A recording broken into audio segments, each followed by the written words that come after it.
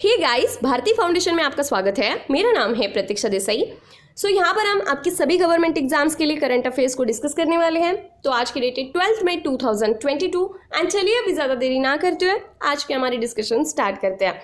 लेकिन उससे पहले आप सभी को एक बार रिवाइव करना चाहती हूँ कि अगर आप कोल्हापुर से बिलोंग करते हैं तो अभी आपको कॉम्पिटिटिव एग्जाम्स की प्रिपरेशन के लिए पूना मुंबई जाने की कोई ज़रूरत नहीं है, क्योंकि कोल्हापुर में ही हमने आपके लिए भारती फाउंडेशन की नींव रखी है, जहां पर आप कॉम्पिटिटिव एग्जाम जैसे कि एमपीएससी, बैंकिंग, पीएसआई सभी की प्रिपरेशन आसानी से कर सकते हैं। फैबुलस एंड स्पेशियस क्लासरूम्स के साथ साथ यहाँ पर आपको टेक्नोलॉजी बेस्ड नॉलेज प्रोवाइड किया जाता है। सो ओवरऑल लर्निंग का एक अमेजिंग एक्सपीरियंस आप कोल्हापुर में ही पा सकते हैं। सो कोल्हापुर कर अभी देर किस बात की है, चलिए भारती फाउंडेशन में आज ही अपना एडमिशन फिक्स करते हैं। सो हमारा एड्रेस है ए वार्ड नियर 8 नंबर school, old Washinaka road, Shivaji Peth, Kolhapur. And हमारे कॉन्टैक्ट नंबर्स है 9175057465 और 9766155566। तो इनमें से किसी भी नंबर पर कॉल करके आप अपनी क्वेरीज भी पूछ सकते हैं, प्लस एडमिशन भी ले सकते हैं। तो चलिए अभी करंट अफेयर्स स्टार्ट करते हैं। देखिए, करंट अफेयर्स के हर एक आर्टिकल से पहले आपको एक एक क्वेश्चन पूछा जाएगा। तो जितना ज़्यादा हो सके पहले क्वेश्चंस को अटेम्प्ट कीजिएगा, क्योंकि जितना पॉजिटिवली आप क्वेश्चंस को अटेम्प्ट करेंगे उतना ही एग्जाम में आपका कॉन्फिडेंस बढ़ जाएगा। तो पहले क्वेश्चन को अटेम्प्ट कीजिएगा, उसके बाद आर्टिकल सुन लेना, ठीक है। आपके लिए सबसे पहले आर्टिकल का सबसे पहला सवाल है, अभी रिसेंटली ही कौन से स्टेट गवर्नमेंट के द्वारा लाडली लक्ष्मी स्कीम की सेकेंड फेज को लॉन्च किया है, वो आपको मुझे बताना है। आपके लिए ऑप्शन से A Rajasthan, B Kerala, C Madhya Pradesh and D West Bengal. चलिए फटाफट से आंसर कीजिए। तो ये जो आर्टिकल है लाडली लक्ष्मी स्कीम सेकेंड फेज के बारे में है। रिसेंटली ही मध्य प्रदेश के चीफ मिनिस्टर के द्वारा लाडली लक्ष्मी स्कीम की सेकेंड फेज को लॉन्च किया है। एक्चुअली मध्य प्रदेश में ये जो स्कीम है 2007 से ही चली आ रही थी, तो उसका रिजल्ट बहुत अच्छा देखने को मिला, इसी वजह से इसकी सेकेंड फेज को भी अभी लॉन्च किया गया है। तो ये चीज़ आपको जरूर याद रखनी है। डायरेक्ट क्वेश्चन पूछा जा सकता है कि लाडली लक्ष्मी स्कीम कौन से स्टेट गवर्नमेंट के द्वारा लॉन्च की गई है, तो मध्य प्रदेश के द्वारा, ठीक है। और ये इसकी सेकेंड फेज है। फर्स्ट फेज कब शुरू की थी? 2007 में, ठीक है। चलिए अभी हम ये देख लेते हैं कि ये लाडली लक्ष्मी स्कीम एग्जैक्टली क्या है, इसके ऑब्जेक्टिव्स क्या क्या है एंड कौन कौन इसको रजिस्टर कर सकता है, कौन कौन इसके लिए एलिजिबल है। सबसे पहले लाडली लक्ष्मी स्कीम ये एक इनोवेटिव इनिशिएटिव है, जहां पर गर्ल चिल्ड्रन को हायर एजुकेशन परस्यू करने के लिए या फिर सेल्फ डिपेंडेंट बनने के लिए इनकरेज किया जाता है। तो ये बहुत सा क्लियर सा स्टेटमेंट है, जरूर याद रखना। लाडली लक्ष्मी स्कीम के तहत जितने भी हमारी गर्ल चिल्ड्रन है उनको हायर एजुकेशन परस्यू करने के लिए प्रमोट किया जाता है एंड सेल्फ डिपेंडेंट बनने के लिए इनकरेज किया जाता है। अब इस लाडली लक्ष्मी स्कीम के ऑब्जेक्टिव्स क्या क्या है, तो जैसे कि मैंने आपको थोड़ी देर पहले बताया, इसकी शुरुआत 2007 से हुई थी। तो इसको इम्प्लीमेंट करने के पीछे यही हेतु है कि जितनी भी गर्ल्स हैं उनकी इकोनॉमिक एंड एजुकेशनल स्टेटस को इन्हांस किया जाए, ठीक है। बेसिकली इस लाडली लक्ष्मी स्कीम के तहत जो भी गर्ल्स है, मध्य प्रदेश की जो भी गर्ल चिल्ड्रन वगैरह है, उनको बर्थ से लेके उनके मैरिजेस तक इंस्टॉलमेंट्स में फाइनेंशियल असिस्टेंस दिया जाता है।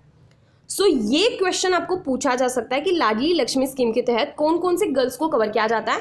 तो ऐसा कुछ नहीं है, उनके बर्थ से लेके उनके मैरिज तक उनको फाइनेंशियल असिस्टेंस दिया जाता है, और ये एक टाइम में नहीं दिया जाता, ये इंस्टॉलमेंट्स में दिया जाता है, ठीक है। अब हम ये देख लेते हैं कि ये जो लाडली लक्ष्मी स्कीम है इसमें एलिजिबिलिटी क्राइटेरिया क्या है, कौन इसमें रजिस्टर कर सकता है। सबसे पहले तो जो भी गर्ल चाइल्ड यहाँ पर रजिस्टर कर रही है उसकी फैमिली मध्य प्रदेश की परमानेंट रेसिडेंट होनी चाहिए। बाहर से कोई फैमिली यहाँ पर अगर आकर रह रही है तो वो इसके लिए रजिस्टर नहीं कर सकती, ठीक है। इसके अलावा जो फैमिली है वो इनकम टैक्स पेयर नहीं होनी चाहिए, उन्होंने इनकम टैक्स नहीं भरना चाहिए, वो बिलो द पॉवर्टी लाइन होनी चाहिए, मतलब बीपीएल में आनी चाहिए, ठीक है। इसके बाद अगर मान लीजिएगा एक फैमिली में 2 डॉटर्स है तो मैक्सिमम 2 डॉटर्स तक ही इस स्कीम में रजिस्टर किया जा सकता है। मान लीजिएगा किसी फैमिली में अगर 3-4 डॉटर्स हैं तो इतने गर्ल्स को इसका बेनिफिट नहीं मिलेगा, तो हर एक फैमिली से मैक्सिमम 2 डॉटर्स को ही इसमें बेनिफिट मिलेगा, ये चीज़ याद रखना। चलिए अभी हम ये देख लेते हैं कि यहाँ पर जो गर्ल चाइल्ड को फाइनेंशियल असिस्टेंस देने की बात कही जा रही है तो कितने इंसेंटिव्स दिए जाते हैं और कितने इंस्टॉलमेंट्स में दिए जाते हैं। तो सबसे पहले तो देखिए, हर एक जो गर्ल चाइल्ड होती है उसके 5 सालों तक मध्य प्रदेश की गवर्नमेंट 6,000 रुपीज़ के नेशनल सेविंग सर्टिफिकेट्स को परचेस करती है, ठीक है। और उसके बाद वो गर्ल चाइल्ड जब 6th स्टैंडर्ड में चली जाती है तो उसको 2,000 रुपीज़ की फर्स्ट इंस्टॉलमेंट मिलती है। तो ये चीज जरूर याद रखना, 6 स्टैंडर्ड में जाने के बाद उस गर्ल को फर्स्ट इंस्टॉलमेंट मिलते हैं कितने रुपीज की, 2000 रुपीज की, ठीक है। इसके बाद जब वो गर्ल 9th स्टैंडर्ड में जाती है उसको 4000 रुपीज की इंस्टॉलमेंट दी जाती है। इसके बाद जब वो गर्ल 11th स्टैंडर्ड में जाती है उसको 7500 का इंस्टॉलमेंट दिया जाता है। एंड फिर 12th ग्रेड में जब वो 12वीं कक्षा में पढ़ती है तो उसको हर महीने 200 रुपीज इशू किए जाते हैं, 200 रुपीज उसके अकाउंट में भेज दिए जाते हैं, ठीक है। सो बेसिकली सारी चीज़ें आपको याद रखनी है। 6th स्टैंडर्ड में कितने पैसे हैं, 2000, 9th स्टैंडर्ड में 4000, 11th स्टैंडर्ड में 7500 एंड 12th स्टैंडर्ड में कितने दिए जा रहे हैं, हर महीने 200 रुपीज़, ठीक है। इसके बाद जब वो 21 साल की हो जाती है, 21 साल कंप्लीट कर लेती है, ऑब्वियसली तब तक डिग्री खत्म हो चुकी होती है, और मान लीजिएगा वो कैंडिडेट अभी अनमैरिड है एंड हायर स्टडीज़ को परस्यू करना चाहती है, तो उसको उसी समय 1 लाख का फाइनल पेमेंट किया जाता है हायर स्टडीज़ के लिए, ठीक है। तो यहाँ पर कंडीशन क्या क्या है, एक तो उसने 21 साल कंप्लीट करनी चाहिए एंड दूसरी वो अनमैरिड होनी चाहिए एंड तीसरी उसने हायर स्टडीज को परस्यू करना चाहिए, ठीक है। तो इन 3 कंडीशन के बेसिस पर 1 लाख का फाइनल पेमेंट उसको दिया जाता है ताकि वो हायर स्टडीज कर सके। तो सारी चीजें याद रखिएगा। चलिए अभी हम दूसरे आर्टिकल की ओर चलते हैं। सो दूसरे आर्टिकल का दूसरा बहुत ही इंटरेस्टिंग क्वेश्चन है आपके लिए। ऑपरेशन दूधी जो है इनमें से कौन से स्टेट या फिर यूनियन टेरिटरी में कंडक्ट किया गया था वो आपको मुझे बताना है। आपके लिए ऑप्शन से A Bihar, B Arunachal Pradesh, C Jammu Kashmir and D Nagaland. तो चलिए फटाफट से आंसर कीजिए। तो ये जो हमारा आर्टिकल है ऑपरेशन दूधी के बारे में है। सो देखिए ऑपरेशन दूधी जो हुआ था 1991 के आसपास हुआ था और उस वक्त आसाम राइफल्स के सिर्फ 15 सोल्जर्स के द्वारा पाकिस्तान के 72 मिलिटेंट्स को एलिमिनेट किया था, मतलब उनको मार गिराया था। तो ये जो ऑपरेशन दूधी है वो एक काउंटर इंसर्जेंसी ऑपरेशन था जो जम्मू कश्मीर में कंडक्ट किया गया था। किसके द्वारा, आसाम राइफल्स के 15 जवानों के द्वारा, ठीक है।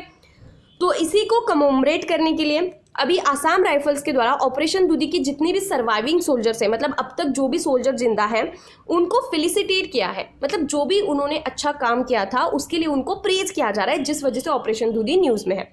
तो यहाँ पर आपको 2 सवाल पूछे जा सकते हैं। सबसे पहला सवाल ये है कि ऑपरेशन दूधी कब कंडक्ट किया गया था, तो 1991 में, ठीक है। कहाँ पर कंडक्ट किया गया था, जम्मू कश्मीर में। तो ये 2 सवाल आपको पूछे जा सकते हैं। चलिए अभी ये ऑपरेशन दूधी एग्जैक्टली क्या है वो हम डिटेल में थोड़ा देख लेते हैं। सो बेसिकली देखिए ये जो ऑपरेशन है आसाम राइफल्स के द्वारा अंडरटेक किया गया था, जम्मू कश्मीर में अंडरटेक किया गया था। कहाँ से कहाँ तक, 1990 से लेकर 1992 तक कंडक्ट किया गया था। तो यहाँ पर क्या हुआ था, आसाम राइफल्स के 15 सोल्जर्स की एक टीम थी, उन्होंने 72 पाकिस्तान ट्रेंड एक्सट्रीमिस्ट को गन डाउन किया था, मतलब मार गिराया था, ठीक है। एंड अब तक हमारे सभी सिक्योरिटी फोर्सेस के द्वारा जितने भी काउंटर इंसर्जेंसी ऑपरेशन कंडक्ट किए गए हैं उसमें से ये operation Dudhi most successful counter insurgency operation माना जाता है। ये चीज जरूर याद रखना, क्योंकि इतने कम सोल्जर्स के बावजूद इतने सारे पाकिस्तान मिलिटेंट्स को बहुत ही कम समय में मार गिराया था, ठीक है। सो बेसिकली 72 मिलिटेंट्स को मार गिराया ही था, प्लस पाकिस्तान की 13 अदर जो मिलिटेंट्स थे उनको एप्रीहेंडेड भी किया था, मतलब पकड़ भी लिया था, अरेस्ट किया था, ठीक है। सो एग्जैक्टली क्या हुआ वो मैं आपको बैकग्राउंड में जाकर बता देती हूँ। तो हुआ क्या था कि आसाम राइफल्स की ये जो 15 सोल्जर्स का कॉलम है या फिर टीम है वो चौकीबाल इस अपने बटालियन हेडक्वार्टर से रूटीन पेट्रोल पर गई थी। कहाँ पर रूटीन पेट्रोल पर गई थी, तो जम्मू कश्मीर में जो दूधी पोस्ट है यहाँ पर ये रूटीन पेट्रोलिंग करने के लिए गई थी। और दूधी पोस्ट जो था वो विंटर की वजह से वैकेट था, मतलब पूरी तरीके से बंद पड़ा था, तो वहाँ पर कोई चेक करने के लिए वगैरह नहीं जाता था। तो ये जो आसाम राइफल्स की टीम है वो यहाँ पर रूटीन पेट्रोलिंग के लिए गई, चेक करने के लिए गई कि दूधी पोस्ट सेफ है या नहीं, क्या वहाँ पर सब कुछ ठीक है या नहीं, ठीक है।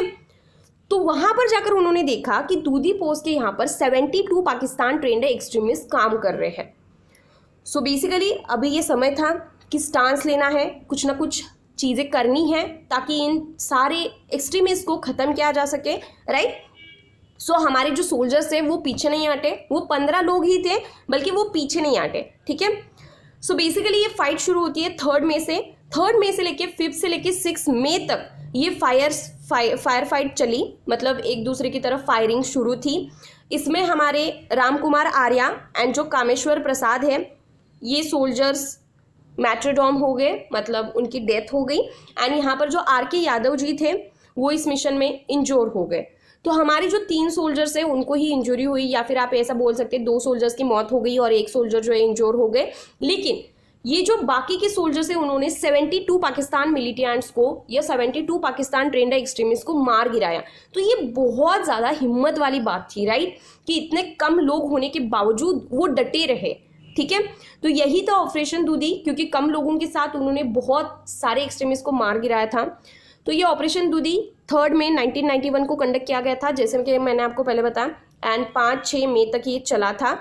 तो इस मिशन के जो जूनियर कमीशन ऑफिसर थे वो नायब सूबेदार पदम बहादुर छेत्री थे, इन्हीं की कमांड में, और 14 लोग इसमें शामिल थे, मतलब ये आसाम राइफल्स के 15 लोग थे टोटल।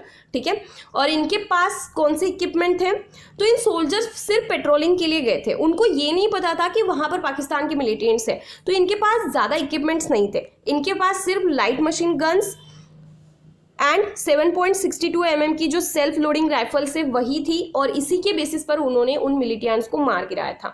तो इन सोल्जर्स ने अपना एक दिमाग चलाया, उन्होंने पहले एनिमी को पूरी तरीके से सराउंड कर दिया, घेर दिया, और उसके बाद उनके ऊपर हेवी फायरिंग करी ताकि उसमें से कोई भी छूट ना जाए। ठीक है, तो ये बहुत ही अच्छी शक्ल वहाँ पर लड़ाई गई थी, ये चीज़ याद रखना। और उसके बाद जब पाकिस्तान के मिलिटेंट्स को मार गिराया तो वहाँ पर अगले 4 दिनों तक पूरी छानबीन की गई, कुछ मिलता है कि नहीं, अगर कहीं पर बम वगैरह रखे हो तो वो ढूंढने पड़ेंगे, राइट। तो 4 दिन तक सर्च ऑपरेशन चला था, और उसमें बहुत ही ह्यूज अमाउंट में एम्यूनिशन को कैच किया गया, बहुत सारे वेपन्स को वगैरह कैच किया गया, एंड प्लस वो जो मिलिटेंट्स थे उनसे 70 AK-47 राइफल्स को भी सीज किया गया। तो मान लीजिएगा कि अगर उन मिलिटेंट्स को कुछ भी शक हो जाता और उन्होंने अगर हमारे सोल्जर्स के ऊपर फायरिंग करी होती तो वो जो 15 के 15 सोल्जर्स है एक भी नहीं बचता, राइट, क्योंकि उनके पास इतनी सारी राइफल्स वगैरह थी और वो भी हाई क्वालिटी की।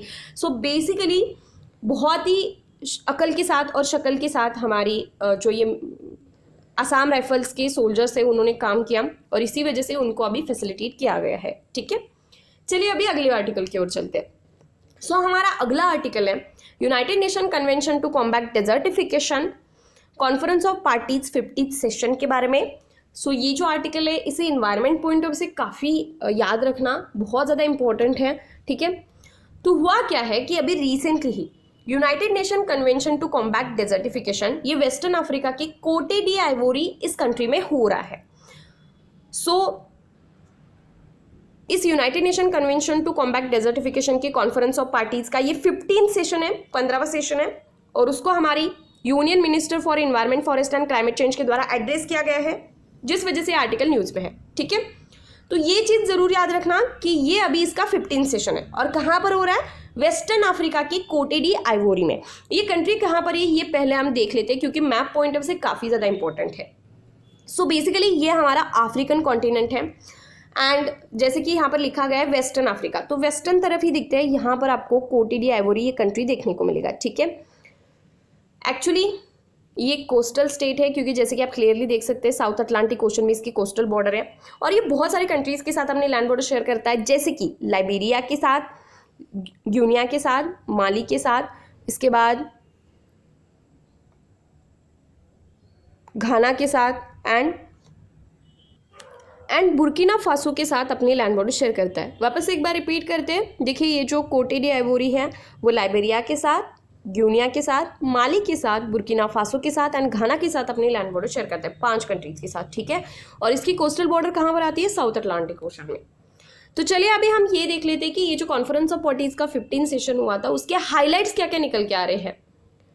तो सबसे पहले हाईलाइट यही है कि ये जो 15th सेशन है वो desertification, land degradation and drought के अगेंस्ट एक फाइट मानी जा रही है, और इसके जो भी फाइंडिंग्स है वो ग्लोबल लैंड आउटलुक के 2nd एडिशन के ऊपर लिए गए हैं। ठीक है, अगर किसी को ग्लोबल लैंड आउटलुक के बारे में नहीं पता तो ये जो रिपोर्ट है, ये जो आउटलुक है, उसको United Nation convention to combat desertification के द्वारा ही रिलीज किया जाता है, पब्लिश किया जाता है, ये चीज़ पहले तो याद रखना।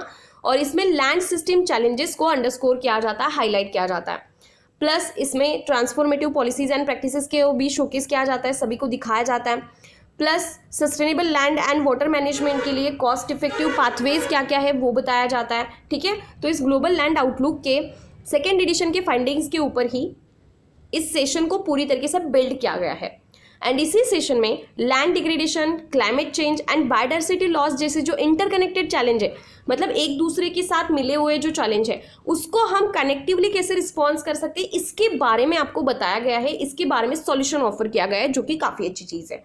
ठीक है, तो अभी हम ये देख लेते हैं कि ये जो कॉप की 15 सेशन हुई है उसका टॉप एजेंडा क्या रहा है। तो सबसे पहला यही है, ड्रॉट, लैंड रिस्टोरेशन, या फिर जो लैंड राइट्स है उनके एनेबलर्स करना, मतलब ड्रॉट्स को कम करना, लैंड रिस्टोरेशन को और ज़्यादा इन्हांस करना, लैंड राइट्स को बढ़ाना, जेंडर इक्वालिटी को प्रमोट करना, यूथ की एम्पावरमेंट को प्रमोट करना, ये सारे जो टॉप आइटम्स है वो इस कॉन्फ्रेंस का एजेंडा रहे हैं। एंड यहाँ पर आपको आपके किसी भी एग्जाम पॉइंट से एक क्वेश्चन पूछा जा सकता है कि ये जो कॉन्फ्रेंस ऑफ पार्टीज का 15 सेशन हुआ है उसकी थीम क्या रखी गई है। तो इसकी थीम है land life legacy from scarcity to prosperity. तो थीम के बारे में जरूर याद रखना, बहुत इंपॉर्टेंट है थीम। तो land life legacy from scarcity to prosperity, मतलब अभी सारी चीज़ें स्कार्स है, कोई दिक्कत नहीं है, लेकिन हम प्रॉस्पेरिटी की तरफ लेके जाएंगे। ठीक है, इस तरीके से तो थीम जरूर याद रखनी है। आज हमने क्या क्या डिस्कस किया। सबसे पहले मैंने आपको सवाल पूछा था कि लाडली लक्ष्मी स्कीम जो है कौन से स्टेट के द्वारा लॉन्च की गई थी, तो मध्य प्रदेश के द्वारा। इसकी सारी चीज़ें हमने डिस्कस कर ली, जैसे कि इस स्कीम में एग्जैक्टली क्या ऑब्जेक्टिव्स रखे गए हैं, कौन कौन एलिजिबल हो सकता है, गर्ल चाइल्ड को कितने इंसेंटिव्स प्रोवाइड किए जाते हैं, सारी चीज़ें। इसके बाद मैंने आपको ऑपरेशन दूधी के बारे में पूछा था, तो ये जम्मू कश्मीर में कंडक्ट किया गया था, किसके द्वारा, असम राइफल्स के द्वारा। ठीक है, इसके रिगार्डिंग भी सारी इन्फॉर्मेशन रही थी। कब हुआ था ये ज़रूर याद रखना, कहाँ पर हुआ था, तो दूधी पोस्ट के यहाँ पर हुआ था, ये भी चीज़ याद रखना। ठीक है, इसके बाद हमने United Nation convention to combat desertification के कॉन्फ्रेंस ऑफ पार्टीज़ का जो 15 सेशन हुआ है उसके रिगार्डिंग बातचीत की। यहाँ पर हमने कोटे डी आइवोरी की लोकेशन कहाँ पर है वो भी समझ ली, एंड इसके बाद इसकी थीम ज़रूर याद रखना। फाइनली ये हमारे इस वीडियो का अंत। अगर आपको वीडियो पसंद आया हो तो प्लीज़ इससे ज़्यादा लाइक कीजिए और शेयर कीजिए, ताकि मैं भी मोटिवेट हो। इसी तरीके के अदर एजुकेशनल वीडियोस देखने के लिए हमारे चैनल को सब्सक्राइब करना बिल्कुल मत भूलिएगा, ताकि मैं भी मोटिवेट हो। So thank you so much for watching this video and all the very best for your exams.